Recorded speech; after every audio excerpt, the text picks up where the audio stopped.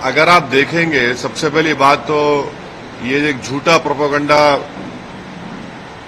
BJP, RSS ये कर रही है पूरे देश में कि वक्फ प्रॉपर्टी जो है वो एक प्राइवेट प्रॉपर्टी है। बीजेपी इसको ऐसा बता रही है कि ये गवर्नमेंट प्रॉपर्टी है, तो ये एक प्राइवेट प्रॉपर्टी, नंबर वन।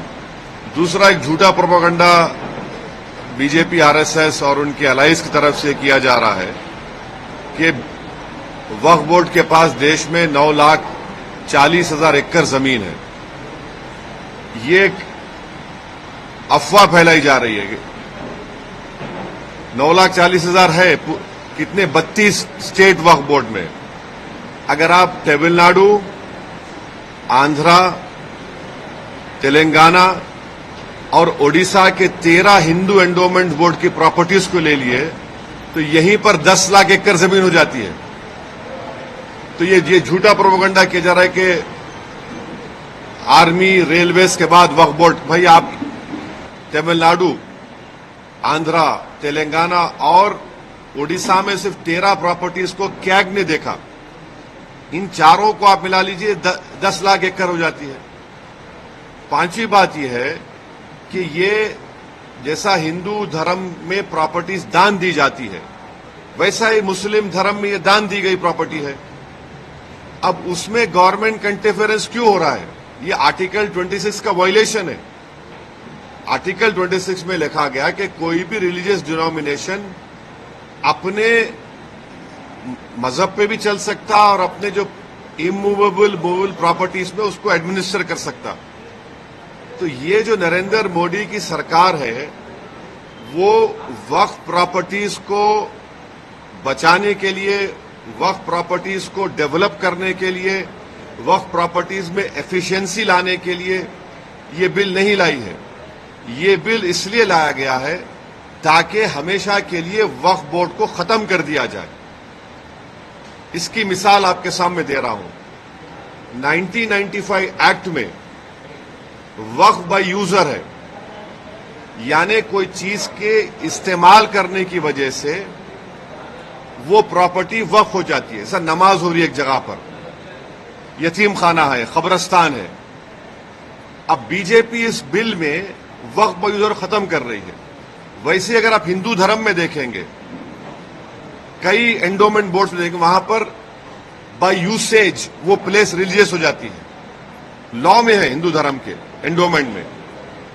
अब आप मेरे को बताइए, एक एग्जांपल दे रहा हूं। उत्तर प्रदेश में 1,21,000 रजिस्टर्ड वक्फ प्रॉपर्टीज है सुन्नी वक्फ बोर्ड में। उसमें से 1,12,000 तो वक्फ बाय यूजर है। जब वक्फ बाय यूजर खत्म हो जाएगा तो कौन सा लॉ अप्लाई होगा उसके ऊपर? एक ये हो गया। ये इनका ये वक्फ बोर्ड बचाने का मतलब नहीं, खींचने का मतलब है।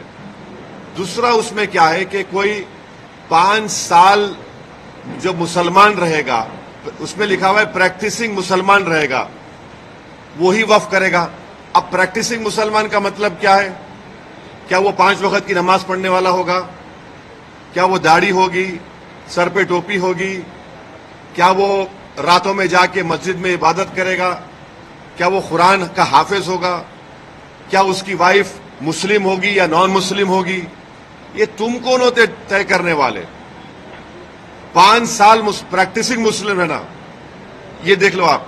अच्छा, कोई ऐसा लॉ हिंदू धर्म में नहीं है, कोई भी कभी भी दान दे सकता है। आप ये क्यों लेकर आए बताओ? आप कौन होते? मैं प्रैक्टिसिंग हूं नहीं हूं, मैं मुसलमान हूं।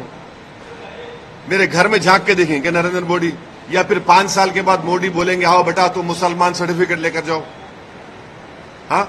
तीसरा आप उसमें देख लो, तीसरा क्या है उसमें कि ये बोला जा रहा है कि कोई भी वक्फ प्रॉपर्टी जो गवर्नमेंट के कब्जे में है उसका फैसला कलेक्टर करेगा।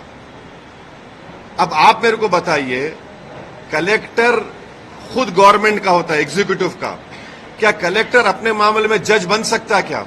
ये तो प्रिंसिपल्स ऑफ नेचुरल जस्टिस के खिलाफ है। भाई, आप में मेरा झगड़ा होगा तो आप जज कैसे बनेंगे? तो कलेक्टर को इख्तियार दे रहे हैं कि कलेक्टर तय करेगा। अच्छा, फिर सर्वे कमिश्नर होता है जो सर्वे करता है प्रॉपर्टीज को, ये बोल दिया कि नहीं सर्वे कमिश्नर नहीं करेगा, कलेक्टर करेगा।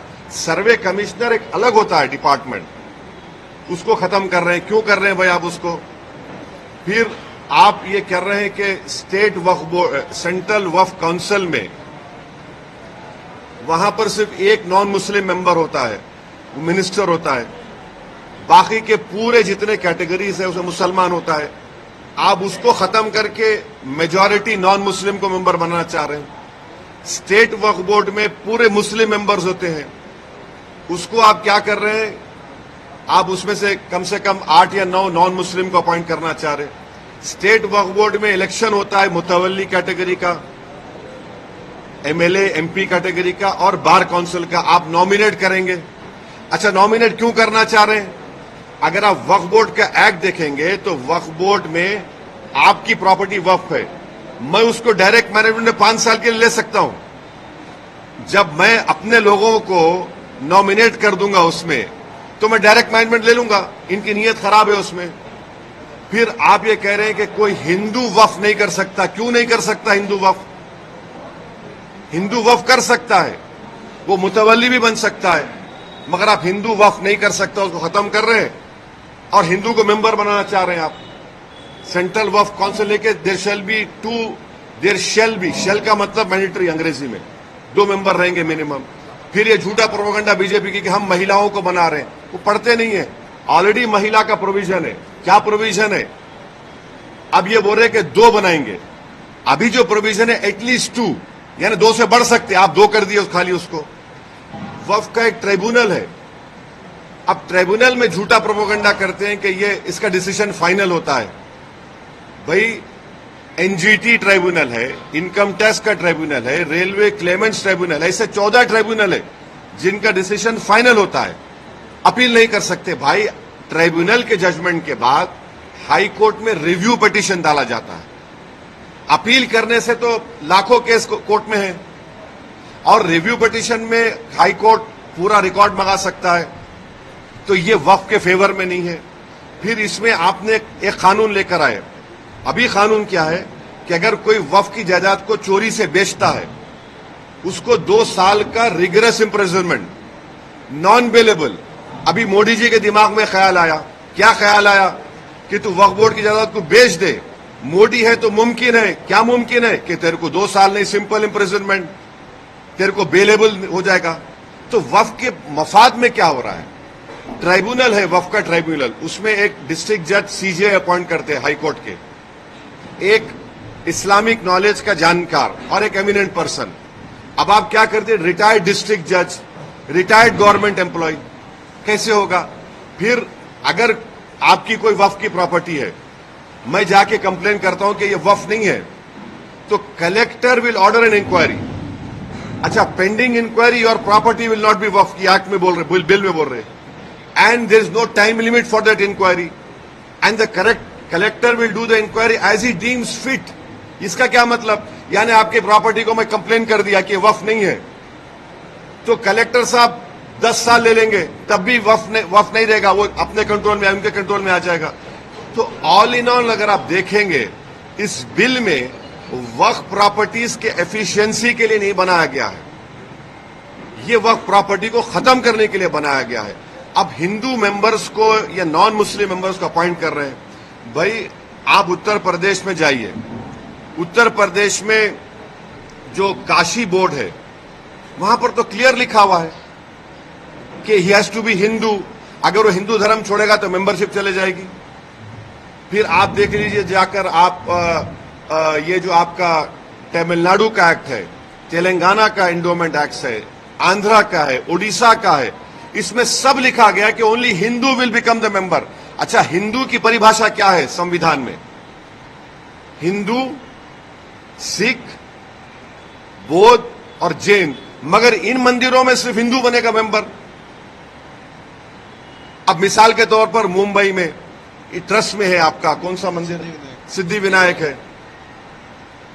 गुजरात में सोमनाथ की मंदिर, वो भी ट्रस्ट में आता।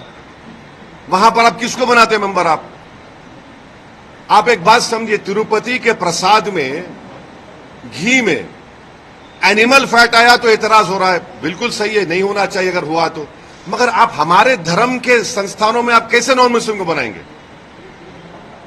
प्रसाद में आप बोल रहे कि एनिमल फैट आ गया, तो गलत है, बोल हम भी मानते गलत है, नहीं आना चाहिए, उनकी आस्था है। मगर यहां पर हमारी आस्था, हमारे धर्म में ये तो वक्फ बोर्ड तो मुस्लिम धर्म का हिस्सा है। तो इसलिए ये जो बिल मोदी लाए हैं, उनकी सरकार लाई है, वो वक्फ प्रॉपर्टीज को छीनना चाह रहे। अच्छा, अभी हाजी मलंग की दरगाह है, एकनाथ शिंदे का स्टेटमेंट है कि दरगाह नहीं, हम नहीं मानते। अब ये कानून बनेगा तो कलेक्टर साहब के पास जाएंगे, कोई कलेक्टर बोलेगा नहीं नहीं ये दरगाह नहीं है, ये तो कुछ और है, ये इंक्वायरी ऑर्डर कर देगा। ये कैसे होगा बताइए आप? अच्छा एक मिनट ठहरिए, इसमें एएसआई के प्रोटेक्टेड मॉन्यूमेंट्स भी है। एएसआई चाहता है कि पूरा निकाल दिया जाए वक्फ बोर्ड से।